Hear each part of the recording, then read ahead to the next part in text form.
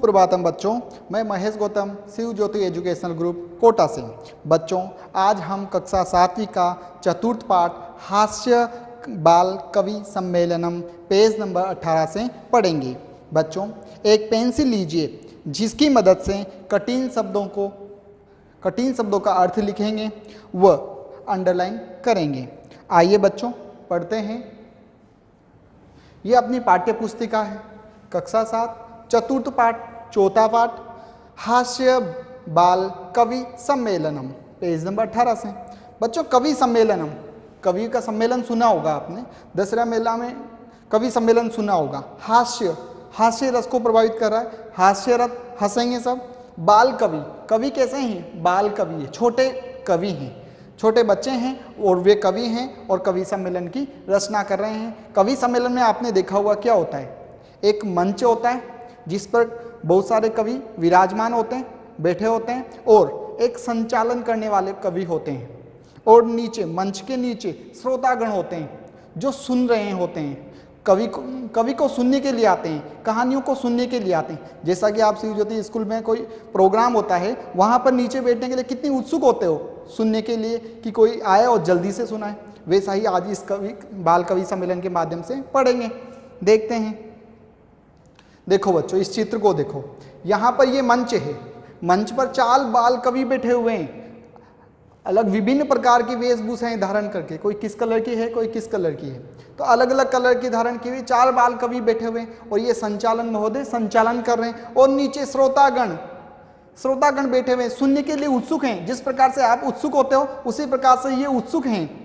देखिए, विविधः वेशभूषाधारिणः चत्वारः बाल कवयः मंचस्य ऊपरी उपविष्टा सन्ति। विविध वेशभूषा धारण, अनेक प्रकार की वेशभूषाओं को धारण करके चत्वारः बाल कवय, चत्वारः 4, अंडरलाइन कीजिए, शब्द का अर्थ लिखिए। बाल कवय, बाल कवि, मंचस्य ऊपरी, मंच के ऊपर, उपविष्टा, बैठे हुए, संति है। 4 बाल कवि मंच के ऊपर बैठे हुए हैं। अधः, नीचे, श्रोतार, सुनने वाले, हास्य कविता श्रवणाय, हास्य की कविता सुनने के लिए, उत्सुका सन्ति, उत्सुक हैं। कोलाहलम च कुर्वन्ति, और कोलाहल कर रहे हैं, शोर कर रहे हैं कि जल्दी सुनाओ। जैसा कि हिंदी अर्थ में भी लिखा हुआ है, अनेक प्रकार की वेशभूषा धारण किए हुए 4 बाल कवि मंच पर बैठे हैं। नीचे श्रोता लोग हास्य कविताओं को सुनने के लिए उत्सुक हैं और क्या कर रहे हैं? शोर मचा रहे हैं। जैसे आप शोर मचाते हैं उसी प्रकार से ये शोर मचा रहे हैं। संचालक जो मंच का संचालक कर रहा है वो, अलम कोलाहलेन, कोलाहल मत करो, अलम मत करो, कोलाहल शोर मत करो, अर्थात कोलाहल मत करो। अदह, आज, परम हर्षस्य अवसर यत्, आज परम हर्ष का विषय है। अस्मिन् बाल कवि सम्मेलने, आज इस बाल कवि सम्मेलन में काव्य हंतार, काव्य की हत्या करने वाले। देखो बच्चों, पहले बताया आपको ये सिर्फ हास्य के लिए है, हास्य के लिए, आपको हंसाने के लिए है। काव्य हंतार, काव्य की हत्या करने वाले। अब यहाँ किसी प्रकार की हत्या नहीं कर रहे, सिर्फ आपको हंसाने के लिए है। काव्य हंतार, काल यापका कहते हैं समय का नाश करने वाले, समय गंवाने वाले। भारतस्य हास्य कवि धुरंधरा, भारत के हास्य कवि धुरंधर सभागता संति, आए हुए हैं। आइए बच्चों, इस कवि सम्मेलन में काव्य की हत्या करने वाले और समय गंवाने वाले भारत के धुरंधर हास्य कवि आए हुए हैं। एहि, आओ, करतल ध्वनि, तालियों से, वयम, हम सब, एतेषाम, इनका, स्वागतम कुर्म, स्वागत करें। आइए बच्चों, आज हम इनको ताली बजाकर इनका स्वागत करते हैं। जैसा कि हिंदी अर्थ में लिखा हुआ है, संचालक महोदय कह रहे हैं, शोर मत कीजिए, आवाज मत कीजिए। आज बहुत हर्ष का विषय है कि कवि सम्मेलन में काव्य की हत्या करने वाले और समय गंवाने वाले भारत के धुरंधर हास्य कवि आए हुए हैं। हास्य कवि आए हुए हैं, हंसाने के लिए आए हुए हैं। आपको पता है कौन से रस के हैं? हास्य रस के हैं, अर्थात हंसाने के लिए आए हैं। आओ, तालियों की आवाज से हम इनका क्या करते हैं, बोलो, स्वागत करते हैं। गजाधर, एक कवि है गजाधर, वो मंच पर आता है। सर्वेभ्य रसिकेभ्यो नमो नमः। सर्वेभ्य, सभी, रसिकेभ्यो मतलब श्रोताओं को, सभी श्रोताओं को, नमो नमः, मेरा नमस्कार।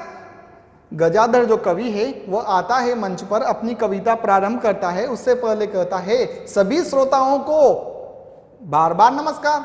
प्रथमम तावत अहम आधुनिकम वेद्यम उद्देश्य स्वकीयम काव्यम श्रव्यामि।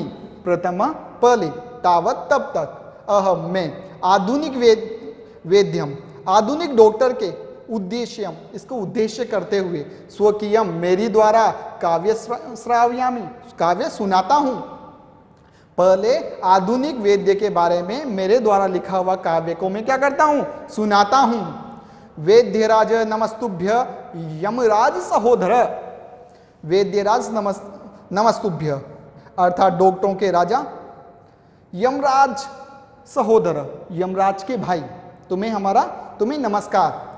यमस्तु हरति प्राणान, यमस्तु, यमराज तो, हरति, हरता है, हरण करता है, ले जाता है, प्राणान, प्राणों को, यमराज तो प्राणों को ले जाता है।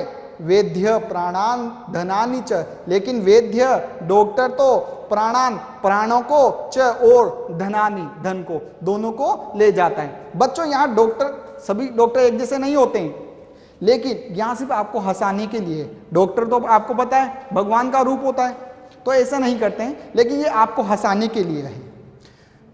वेद्यराज, यमराज के सगे भाई, आपको हमारा बार बार नमस्कार।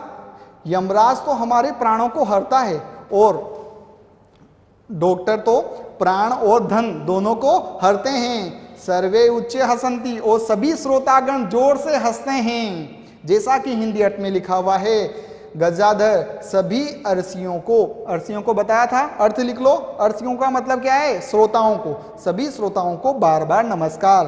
पहले मैं आधुनिक डॉक्टर के बारे में अपनी कविता सुनाता हूं।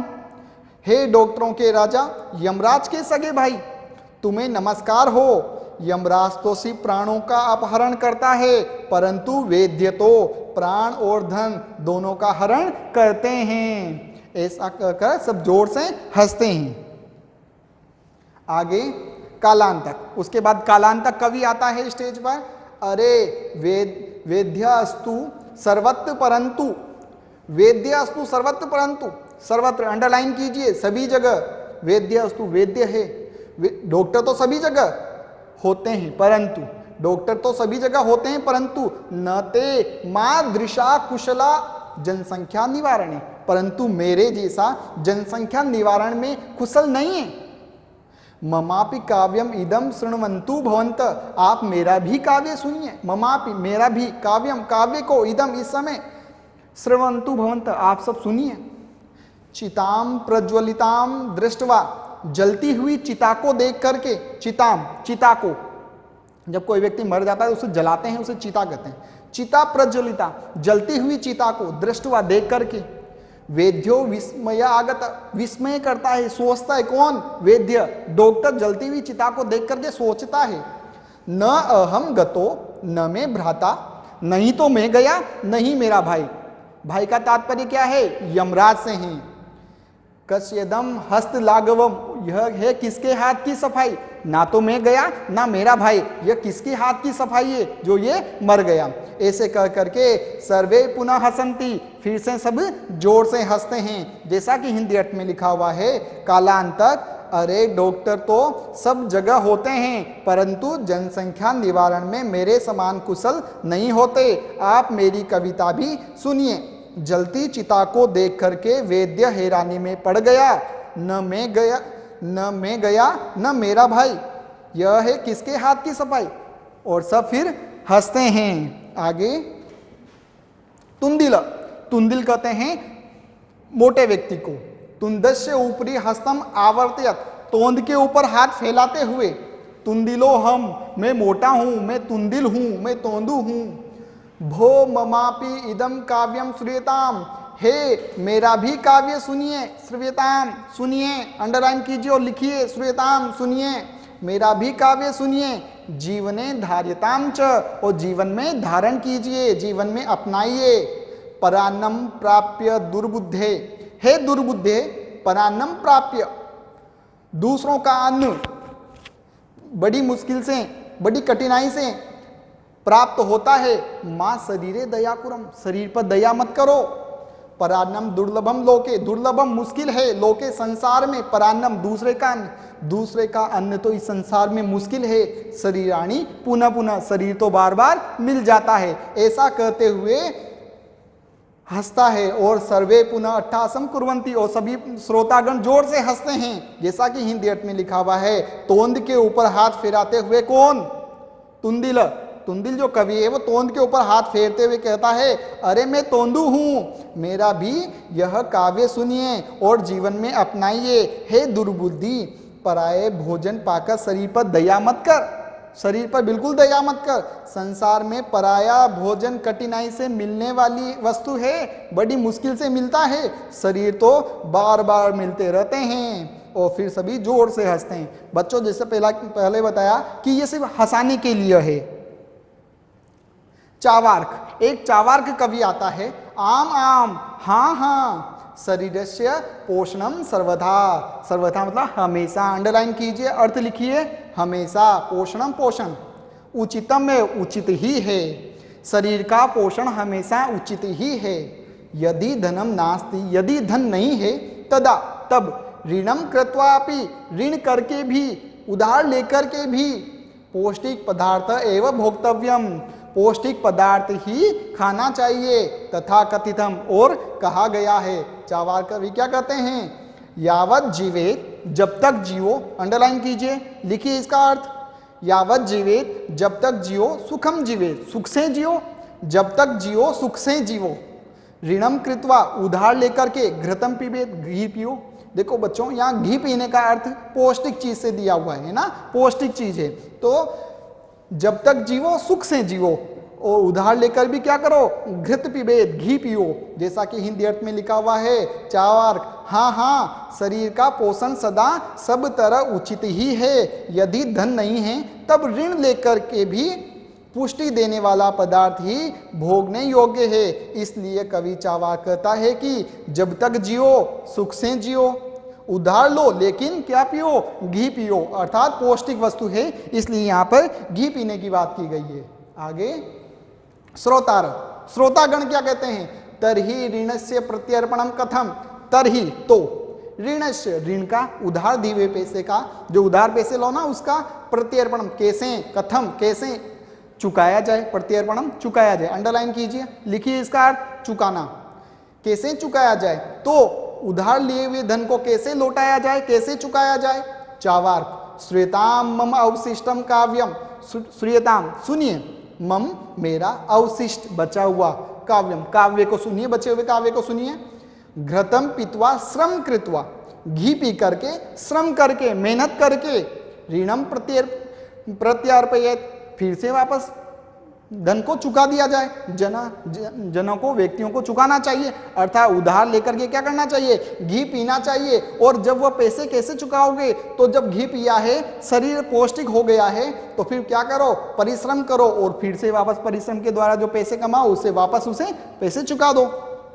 काव्य पाठ श्रवणेन उत्प्रेरित एक बालको अपि आशु कविताम रचयति, काव्य पाठ को सुनने से उत्प्रेरित हुआ, उत्सुक हुआ, एक बालको अपि, एक बालक भी आशु कविता रचयति, आशु कविता कहते हैं ऐसी कविता जिसको बहुत जल्दी से बनाया जा सके, तो फटाफट बहुत जल्दी से एक कविता बनाता है, और हास्यपूर्वक च श्राव्यति, और वह बच्चा भी कविता को सुनाता है। तो जैसे बच्चों इसका अर्थ लिखा हुआ है, श्रोता, तो कर्जा लेकर कैसे लौटाया जाएगा। चावार्क, सुनो मेरा शेष काव्य, घी पीकर परिश्रम करके व्यक्ति कर्जा लौटाए। काव्य पाठ में प्रेरणा पाया हुआ एक बालक भी तुरंत कविता रचता है और हंसते हुए सुनाता है। क्या सुनाता है, आगे देखो, बालक, वो बालक, श्रूयताम सुनो, श्रूयताम भो, सुनो सुनो, ममापि काव्यम, मेरा काव्य भी सुनो, मेरी कविता भी सुनो, गजाधरम कविम चे, गजाधर कवि और तुंदिल, तुंदिल भोज्य लोलुपम, भोजन का लोभी, कालांतक तथा और कालांतक, वेद्य चावार्क, वेद्य और चावार्क, नमाम्यम उनको मेरा नमस्कार, काव्य श्रावित्वा काव्य सुनकर के हा हा हा इति कृत्वा ऐसा करके सभी हंसते हैं, अन्य च अपि और सब भी हंसते हैं, सर्वे गृहम गच्छन्ति और सभी घर चले जाते हैं। देखो बच्चों, गजाधर कवि और खाने के लोभी तुंदिल और कालांतक और वेद्य चावार को भी मैं नमस्कार करता हूं। ऐसा छोटी सी रचना बनाई, कविता बनाई और वह हंसता है और जैसे ही वह हंसता है उसके बाद सभी व्यक्ति हंसते हैं और हंसते हुए घर चले जाते हैं। जैसा कि हिंदी अर्थ में लिखा हुआ है, अरे सुनिए मेरी कविता, गजाधर कवि और खाने के लालची तुंदिल, कालांतक तथा वेद्य चावार्क को मैं नमस्कार करता हूं। कविता सुनाकर हा हा हा करके हंसता है, दूसरे भी हंसते हैं और सब घर को चले जाते हैं। बच्चों, आशा करता हूं मेरे द्वारा पढ़ाया हुआ पाठ आपको समझ आया होगा। कक्षा 7 व्याकरण, वर्ण विचार, उच्चारण स्थानानी, पेज नंबर 87 एंड 88। देखो बच्चों, पेज नंबर 87 और 88 निकालिए। बच्चों, वर्ण विचार के बारे में जानेंगे। वर्ण विचार है क्या? यहाँ पर जो अपने वर्ण हैं वो वर्णों के बारे में देखेंगे कि वर्ण कितने प्रकार के होते हैं, कितने भाग होते हैं और वर्ण कितने होते हैं, ऐसा जानेंगे। हाँ बच्चों, जो वर्ण हैं वो 48 हैं। संस्कृत व्याकरण में वर्ण 48 है और ये वर्ण 3 भागों में डिवाइड हैं। पहला है स्वर। जो स्वर हैं इनकी संख्या है 13। इसके बाद है व्यंजन। व्यंजनों की संख्या है 33। जो इसका तीसरा भाग है वह है अयोगवाह।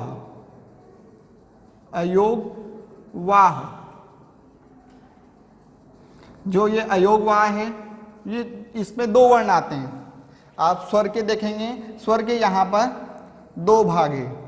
एक तो है ह्रस्व स्वर जिनकी संख्या है 5। दूसरा है यहाँ पर दीर्घ स्वर जिनकी संख्या है 13। तो आइए बच्चों, ह्रस्व स्वर कौन कौन से हैं जानते हैं।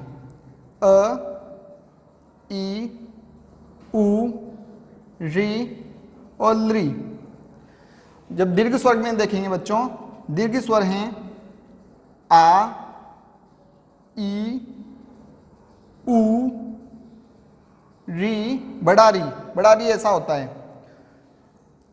ए, ओ, औ। ये हुए बच्चों अपने दीर्घ स्वर की संख्या यहां पर 13। व्यंजन हैं, व्यंजन के प्रकार है यहां पर 3 प्रकार के व्यंजन हैं। जैसे पहले तो है वर्गीय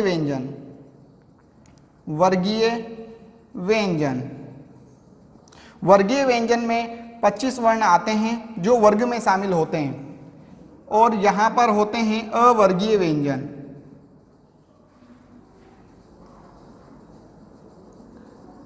अवर्गीय व्यंजनों की संख्या है 8 और वर्गीय व्यंजन की संख्या है 25। इसके 2 भाग होते हैं,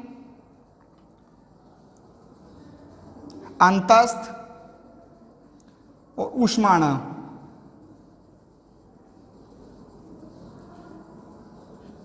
ऊष्माण 4 होते हैं, अंतस्थ 4 होते हैं। अंतस्थ कौन कौन से होते हैं? य, व, र, ल। ये 4 वर्ण अंतस्थ हैं। और ऊष्माण हैं श,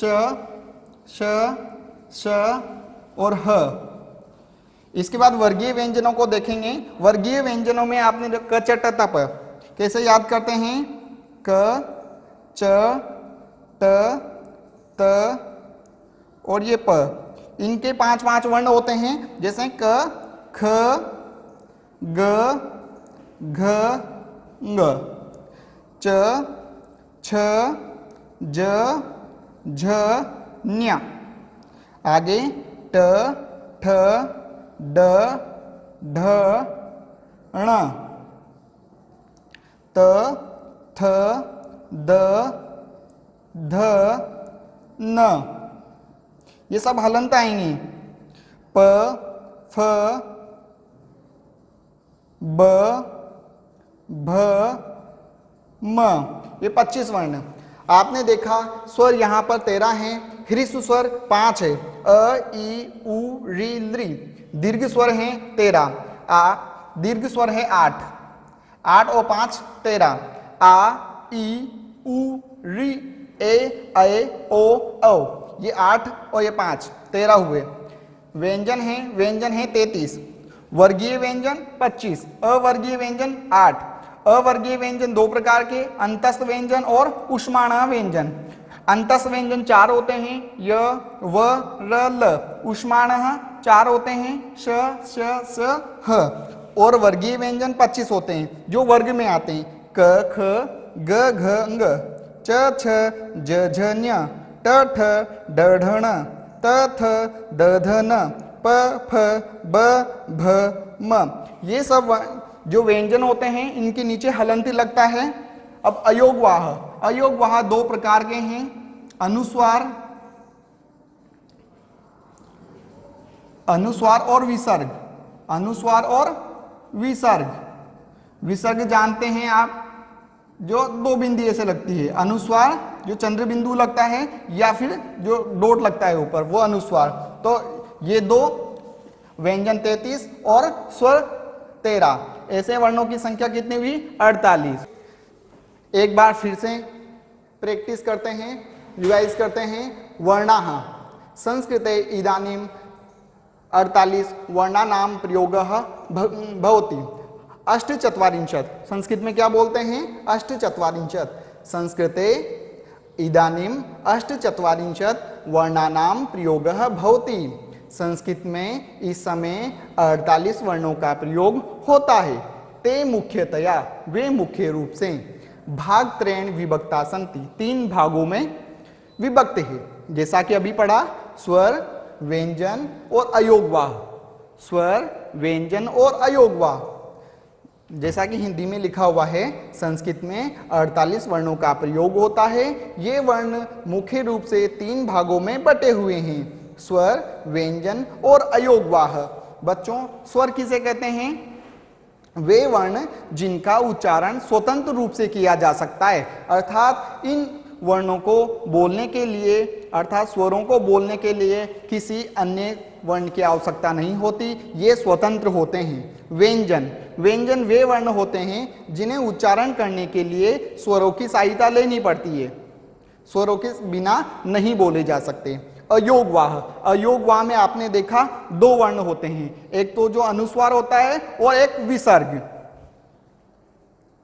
बच्चों देखिए, स्वर जो कितने हैं उनकी संख्या है 13। ह्रीसु स्वर, ह्रीसु स्वर अ ई उ री लृ, ये 5 ह्रीसु स्वर है। दीर्घ स्वर आ ई उ री ए ओ औ, ये आपके दीर्घ स्वर है। याद रखिए बच्चों, अंडरलाइन कर लेना। दीर्घ स्वर 8 और ह्रीसु स्वर 5। बच्चों आपके आ सकता है एग्जाम में कि री किस प्रकार का स्वर है, आप क्या आंसर देंगे, क्या जवाब देंगे? ह्रीसु स्वर। री किस प्रकार का स्वर है? ह्रीसु स्वर। ए किस प्रकार का स्वर है? दीर्घ स्वर। आइए बच्चों व्यंजनों के बारे में पढ़ते हैं। व्यंजनों की संख्या कितनी है संस्कृत में? 33। 33 व्यंजन हैं। 33 व्यंजन 2 भागों में डिवाइड हैं, 2 भागों में विभक्त हैं, वर्गीय व्यंजन और अवर्गीय व्यंजन। वर्गीय व्यंजन और अवर्गीय व्यंजन। वर्गीय व्यंजन जो वर्ग में आते हैं, अर्थात 7 आते हैं। इस प्रकार 25 व्यंजन हुए।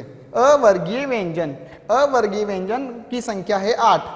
अंतस्थ 4, य र ल व। ऊष्माणः श श ह। इस प्रकार व्यंजन हुए 33। बच्चों आपसे पूछा जा सकता है व किस प्रकार का व्यंजन है, अर्थात अंतस्थ व्यंजन। आगे अयोगवाह। अयोगवाह वर्ण दो हैं, ये दो भागों में हैं या दो है, अनुस्वार और विसर्ग। अयोगवाह कितने हैं? अनुस्वार और विसर्ग। विसर्ग आप जानते हो, किसी भी शब्द के बाद लगाते हैं पुल्लिंग शब्दों में, रामः, दो बिंदी लगाई जाती है वो विसर्ग है। अनुस्वारः, कहाँ, कहाँ के ऊपर जो चंद्र बिंदु लगता है वो अनुस्वार है, या बिंदी लगाते हैं कुंती, जो बिंदी लगाई जाती है वो अनुस्वार है। उसी प्रकार बच्चों उच्चारण स्थानों के बारे में जानेंगे। इन वर्णों को उच्चारण करने के लिए, अब यहां पर स्थान का मतलब किसी जगह से नहीं है, स्थान का मतलब है अंग, किस अंग से, किस जगह से उच्चारण हो रहा है। अर्थों को प्रकट करने की इच्छा से आत्मा मन से सहयोग करती है। वर्णों को बोलने के लिए, उच्चारण करने के लिए आत्मा है जो, वो मन से सहयोग करती है। मन शरीर की अग्नि को जगाता है। मन क्या करता है बच्चों? शरीर की अग्नि को जगाता है। वह अग्नि वायु को प्रेरित करती है, तब छाती से संचरण करते हुए वायु मंद अथवा गंभीर स्वर को जन्म देता है। वायु क्या करता है? गंभीर तथा मंद स्वर को जन्म देता है। इस प्रकार वर्णों के मुख्य रूप से 8 उच्चारण स्थान बनते हैं। बच्चों अंडरलाइन कीजिए, उच्चारण स्थान कितने? 8। संस्कृत में उच्चारण स्थान कितने? 8। अंडरलाइन कीजिए 8 उच्चारण स्थान। पहला जो उच्चारण स्थान है छाती। छाती से उच्चारण कैसे? यह सभी वर्णों में आधारभूत है। सभी वर्णों का आधारभूत क्या है? छाती। इसलिए अलग अलग वर्णों के विशेष स्थान में इसका उल्लेख नहीं है। दूसरा जो उच्चारण स्थान है कंठ। कंठ गला, मूर्धा, उसके बाद जो मूर्धा आता है जीव्या मूल, जीव्या का मूल। 5वां है दंत, दांतों से भी उच्चारण होता है। और छठा है नासिका, नाक। और जो अपना 7वां उच्चारण स्थान है दोनों होठ। और 8वां उच्चारण स्थान क्या है? तालु। इस प्रकार उच्चारण स्थान कितने हुए बच्चों? 8। उच्चारण स्थानों की संख्या कितनी हुई? 8। इसके अतिरिक्त कंठ, तालु व दंत के मिश्रण से 3 अतिरिक्त उच्चारण स्थान बनते हैं। कंठ, तालु, कंठोष्ठ, दंतोष्ठ। अब यहां उच्चारण स्थान आपके 11 हो रहे हैं, लेकिन अगर एग्जाम में क्वेश्चन आता है, प्रश्न आता है कि उच्चारण स्थान कितने हैं, तो आप लगाओगे सिर्फ 8। आप बताओगे सिर्फ 8। उच्चारण स्थान कितने होते हैं? 8 होते हैं। आगे वर्ण संज्ञा, उत्पत्ति स्थान और वर्णानाम। वहां कंट्य अर्थात अ, आ, क, ख, ग, घ, ङ, ह और विसर्ग, इन सब वर्णों का उच्चारण स्थान कंठ है। इन सब वर्णों का स्थान क्या है? कंठ है। कंठ से बोले जाते हैं। आप अनुभव भी कर सकते हैं हाथ लगा करके, अ, आ, क, ख, ग, घ, ङ, ह और विसर्ग। जैसे विसर्ग बोलते हैं रामः, तो इसका उच्चारण स्थान क्या है? कंठ है। और संस्कृत में इनको कंठ्यः कहते हैं। उसी प्रकार से तालु से जो उच्चारण होते हैं वह है ई, च, छ, ज, झ, ञ, य, श। इन शब्दों का उच्चारण स्थान क्या है? तालु। संस्कृत में इन्हें तालव्य वर्ण कहा गया है। परीक्षा में क्वेश्चन आ सकता है, प्रश्न आ सकता है, य किस प्रकार का उच्चारण स्थान है? यह कहां से बोला जाता है? तो अर्थात तालु से।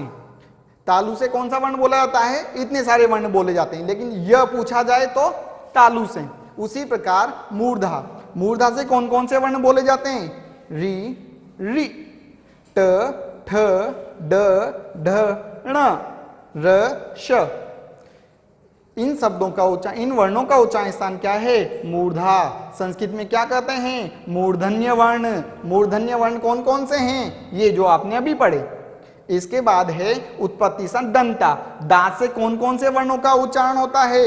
लि, त, थ, ल, ध, न, स। लि, त, थ, द, ध, न, लि और स। इन वर्णों का उच्चारण स्थान क्या है? दंता। संस्कृत में क्या कहते हैं? दंत्यः। दंत्यः इनका उच्चारण स्थान है। परीक्षा में क्वेश्चन पूछा जा सकता है, प्रश्न पूछा जा सकता है, स का उच्चारण स्थान क्या है? दंत्य। दांत है, दांत से बोला जाता है।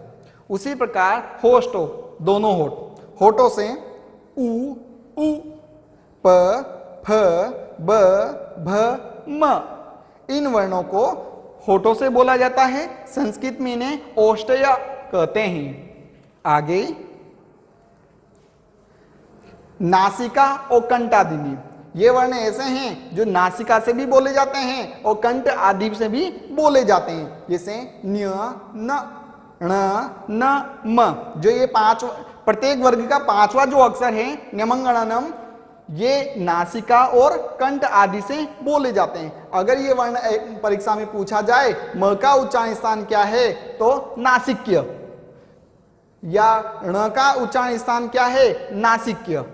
आगे जो दो वर्ण मिलकर बने हुए हैं कंठ और तालु, कंठ से भी उच्चारण होता है अ का, और तालु से उच्चारण स्थान होता है। तो उसी प्रकार ए व ऐ, इन दोनों वर्णों का उच्चारण स्थान क्या है? कंठ तालु। इन्हों संस्कृत में क्या कहते हैं? कंठ तालव्य। इन दोनों वर्णों का उच्चारण स्थान क्या है? कंठ और तालु, कंठ तालव्य।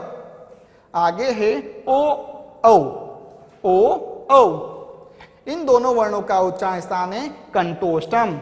कंठ और ओष्ठ, कंठोष्ट्य। इन वर्णों को संस्कृत में क्या कहते हैं? कंठोष्ट्य। ओ व औ किस वर्ण हैं, इनका उच्चारण स्थान क्या है? कंठोष्ठ। आगे है व, जो व वर्ण है इनका उत्पत्ति स्थान, उच्चारण स्थान दंतोष्ठ। दंतोष्ठ, दंतोष्ठ वर्ण कहते हैं। वह किस प्रकार का उच्चारण स्थान है, या वह का उच्चारण स्थान क्या है? दंतोष्ठ। अनुस्वार, अनुस्वार किस प्रकार, कहां से उच्चारण किया जाता है? इसका उत्पत्ति स्थान क्या है? नासिका। अनुस्वार है, इसका उत्पत्ति स्थान क्या है? नासिका। संस्कृत में क्या कहेंगे? नासिक्य। आशा करता हूं मेरे द्वारा पढ़ाया हुआ पाठ आपको समझ आया होगा। धन्यवाद।